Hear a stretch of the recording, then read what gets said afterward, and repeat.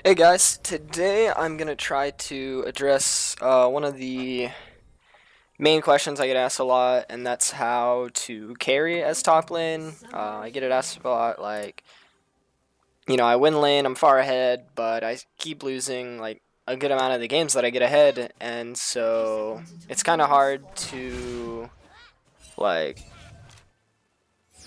It's hard to find like an easy answer to that, so I'm gonna take a look at the past few games that I did well and try to show you guys like some things you can do and kind of the main way to look for um, how to carry as much as you can on a top lane. Sometimes, it's a team game. Sometimes things are going to happen. You might have an 0-15 bot lane, who knows.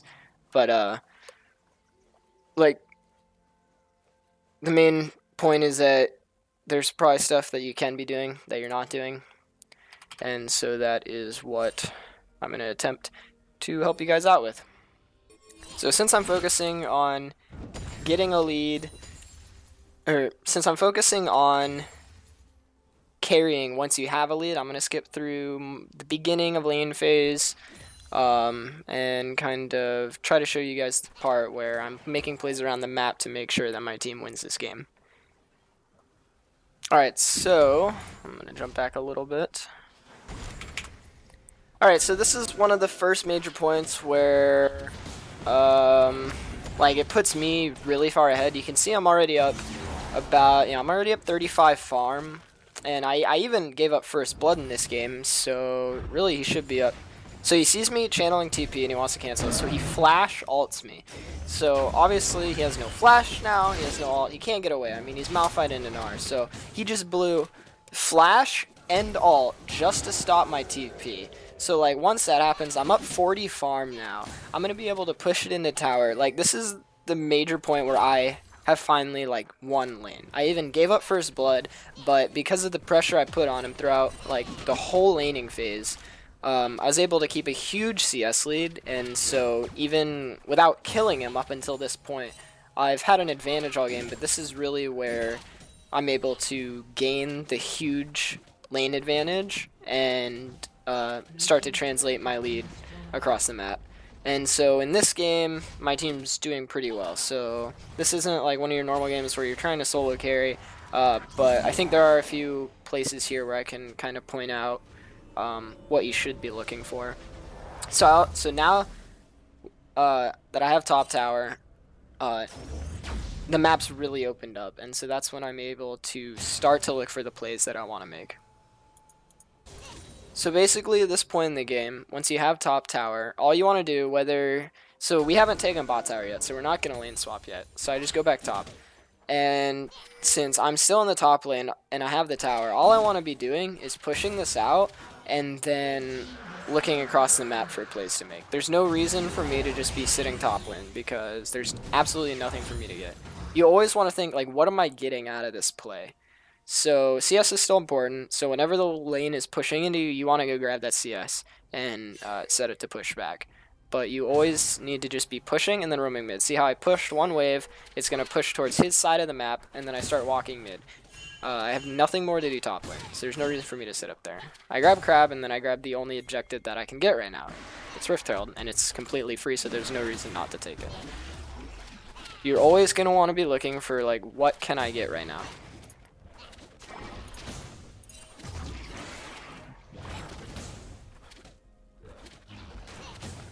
Our mid laner was in a position where he wanted to recall, so I can't do anything mid, so I just take the free Rift Herald. Rek'Sai gives it to me because I'm winning lane, and I go back top because the wave's pushing into me. See, at this point, Malphite TP'd bot just a little bit ago. Where is he? Yeah, right here. Malphite TP'd bot just a little bit ago. So I'm just hard pushing top because I don't have TP, so I can't match it, and I'm not going to get down there in time. And Rek'Sai will be able to cover mid. So I just want to push. So I pull out the Rift Herald that Rek'Sai gave me, and I just take top tower. So it doesn't matter that they lost that one person died bot. I got a tower out of it. That's really good. So I get my tower. Now I have tier 2. Now the map's super open for me. I shouldn't really be going top lane at all anymore unless the wave's just at my tier what, tier 1, and I need to push it back out. So I go mid. Didn't have an item, didn't need to back, so I'm mid. Since I'm mid, this play is able to happen, and we're able to get a free kill on Azir. Speed it up a bit. I am able to kill Lulu and get out. I actually end up stopping my back and sitting in this bush, but it's warded. But since it's me and Echo, and we're both super strong right now, we're just able to kill Zac for free and then walk it out. I think Malphite flashes away. Yeah. So we just kill Zac for free because I'm bot lane. Like, some people would just want to be pushing top and then recalling, like, and just constantly doing that. You just know what objective is next to take and then go help take it. Or, like, set up your lane to where you're in a position to go help take it. Another big thing is anytime you recall, you want to look at all 3 lanes and figure out which one you want to go to. Usually you want to go to a side lane, but since Echo's bot and my bot lane's top, there's no other lane for me to go to besides mid. There's no reason for me to go stack with Echo, and there's no reason for me to be with bot lane right now, especially with TP up. I want to go to my own lane. I'm really strong. I can outsplit Malphite, and so I just want to go to my own lane and apply pressure, because me going bot would apply no more pressure than what we already have down there. Anytime you're in base, if you're not sure, take a second to think about it and just figure out what lane you need to go to apply the most pressure. So like here I have Echo and Rek'Sai bot, so I'm mid, trying to apply pressure. Since I'm mid, Blitzcrank's able to go on Azir here, and then I just get him for free, flash out, fine. We get a free kill mid, they just dive bot, get like 2 kills or something, plus a tower. Just, there's no reason for me to be top lane right now. You can't get anything top lane right now, so don't be top lane. That's like the biggest thing. People go to lanes where they can get nothing. It applies no extra pressure really because there's nothing you can get. So there's no reason to be there. So like at that point in time, since top was slow pushing and no one was answering it, we're basically playing, like, for us, you're playing between 2 lanes. You have your minion wave top applying pressure, so you just want to be either mid or bot. Once again, I grabbed the dragon because that was the closest objective that I could get for free. I walk bot here, and then I see them starting to fight mid. So I know I need to go help them. I do have TP, but I was close enough to where I thought I could just walk when the fight broke out. So we're losing this fight, but I'm really strong, so I want to take it. And Echo's still alive, and he's really strong. So I think we are. I hit this Q to kill Lulu. Alright, this is a good spot to kind of show my team throwing. So like you can see, I'm in base. I have TP, but my team goes in down here. Zac counter engages, and they just get fucked, I'm pretty sure. So I'm TPing into hell, but by the time I get there, the fight's already lost. There's nothing more I can do, so I just run. So I guess the part where it's like, okay, your team's throwing, what can I do? Obviously, I can't stop Baron, even though... Okay, yeah, no one TP'd him. So I just go mid, I try to get some mid priority, and then I just recall. Figure out what lane to go to. I go bot. I should go bot. Oh, well not if they siege mid. Yes. Yeah, they're sieging mid, so I can't go bot. Like as soon as I saw them start to siege mid really hard, I had to come mid. I'm not really trying to show like the team fight in the macro. I'm more just trying to show how to look for these opportunities. So here you kind of look, Echo's top, my team's mid. We have a 1-3-1 comp right now. I'm strong, I can outsplit anyone. Echo's strong, he can outsplit anyone. So we want to 1-3-1. So I get on bot to start the split. It's like, this is kind of an example of a 2-man carry. Me and Echo are really the only strong ones right now. So we have to 1-3-1 because me and Echo can both 1v1 anyone.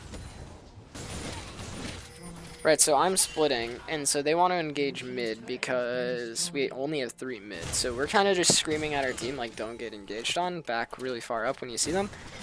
And so Echo got a free top inhib tower. I get free hits on this bot tower.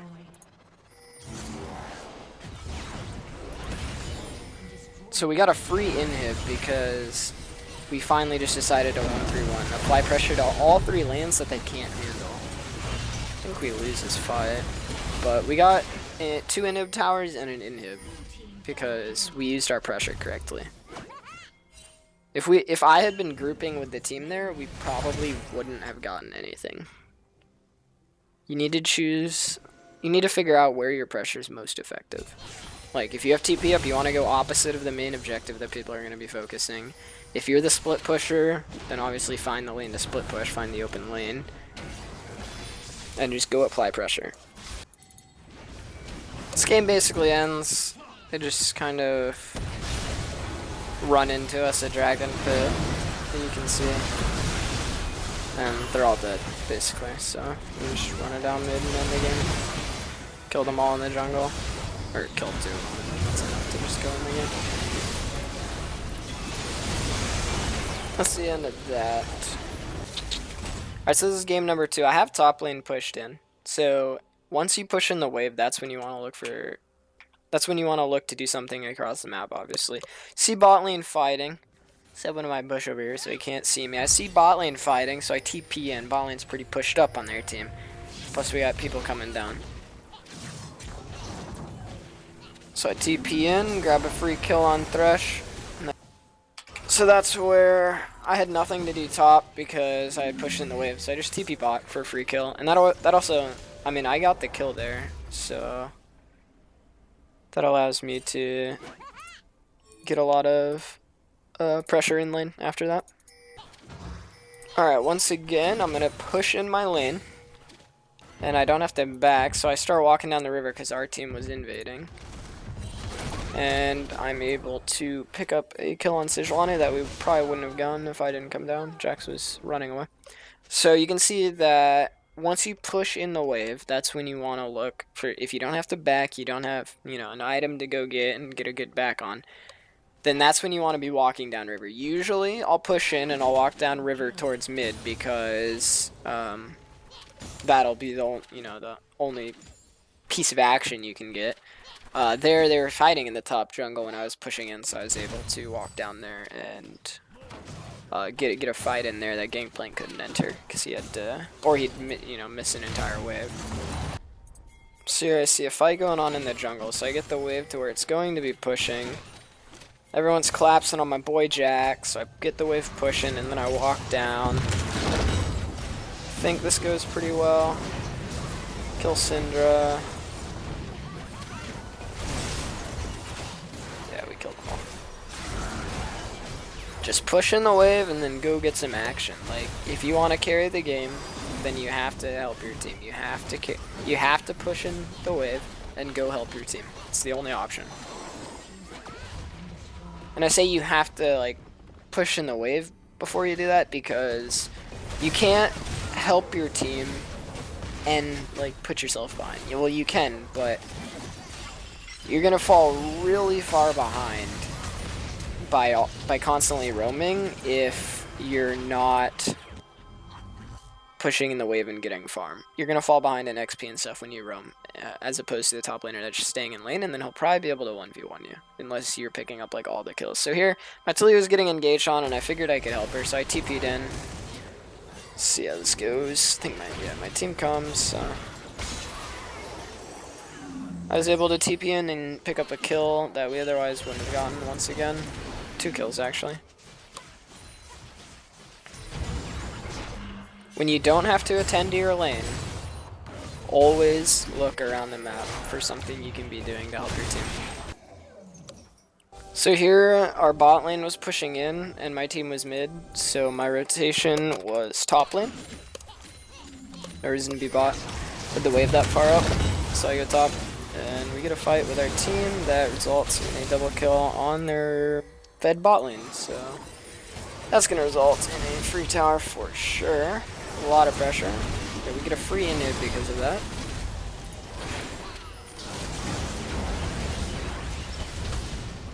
And they FF'd. Alright, so the main things to remember, push in your lane and then roam. If you're ahead and you need to basically solo carry the game, push in your lane and roam. If you think that you can dive your opposing laner, then push in the wave and ask for your jungler to come help and dive him. Get really far ahead, both in your lane and out of lane. You want to smash your lane, and then you want to push it in, and you want to roam. Go help out mid. Odds are, in mid game, as Gnar, if you're ahead, you can probably 1v1 anyone. If the ADC's got 10 kills, and you got, 5 or 6 as mid game, get yellow rage, have flash up, and go solo kill him. Like, you just shove in your wave, and then go look for opportunities around the map. Figure out your lane assignments, whether it's, if Baron's up and you have TP, you go bot. If Dragon's up and you have TP, you go top. You basically always want to be top until bot tower is gone. Odds are your bot lane is not going to swap with you until the tower's gone. So, basically, until bot tower's gone, you're going to be staying top. One thing that I've been told that makes a good top laner stand out is just roaming from top to mid. So, that goes back to where you just want to shove in your wave, like I said, and then roam mid. That's all it takes early game to possibly get an advantage. You're not going to be always finding the successful ganks on mid, but you never know when it's going to work out, and it's going to help your team a lot in terms of pressure. You can also push in your wave and go get deep vision in their jungle. That's another really important thing to do in terms of that helps out your team so much, being able to track the jungler by getting deep wards for free. I always get asked how can I carry from top lane, and the answer is just super obvious. It's the answer is help your team and go spread your advantages to other lanes, but you also have to balance not putting yourself behind in lane when you do that. You always, it all comes down to your wave setup. If you're going to help your team, you need to learn how to set up the waves effectively. You always want to have the wave pushing. Well, it depends. If you basically always want to try to have your wave crashing into their tower whenever you make a play around the map. So that way it's going to bounce back to you by the time you're top lane and you don't miss out on any XP or CS or gold. If you make a TP play bot and your wave is crashing into their tower, the wave's going to be perfectly set up for you to TP bot, do what you got to do bot, back and walk top, and the wave's going to be at your tower, basically first minion getting hit by the tower. You're basically not going to miss anything, and that's going to be the perfect play for you. You just always want to crash the wave into tower and look for plays, and that's the biggest way you're going to be able to carry any game. Being able to go around the map while also not losing the slightest of advantage in your top lane. And that all comes down to usually wave control, which I'll probably touch on in a video coming up very soon. But I think that's about all I have to talk about in terms of general carrying from the top lane, how to do that, what to look for. So thanks for watching, and I'll catch you guys in tomorrow's video.